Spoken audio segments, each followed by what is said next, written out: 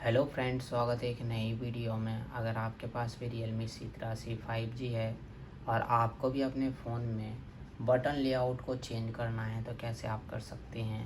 तो चलिए वीडियो करते हैं स्टार्ट। सबसे पहले आपको अपने फ़ोन में सेटिंग्स को करना है ओपन। ऊपर की तरफ स्क्रॉल करना है। यहाँ पर आपको मिलेगा सिस्टम एंड अपडेट, क्लिक करना है। सिस्टम नेविगेशन पर क्लिक करना है। गेस्चर्स का ऑप्शन मिलेगा, ठीक नीचे मिलेगा बटन लेआउट। तो आप अपने हिसाब से बटन लेआउट सिलेक्ट करेंगे, आपका बटन लेआउट चेंज हो जाएगा।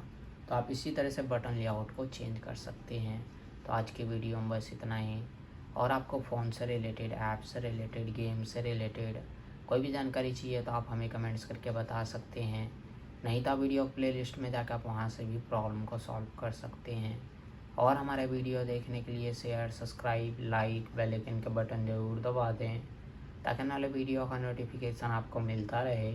मिलते हैं नेक्स्ट वीडियो में एक नई टॉपिक के साथ। तब तक के लिए नमस्कार।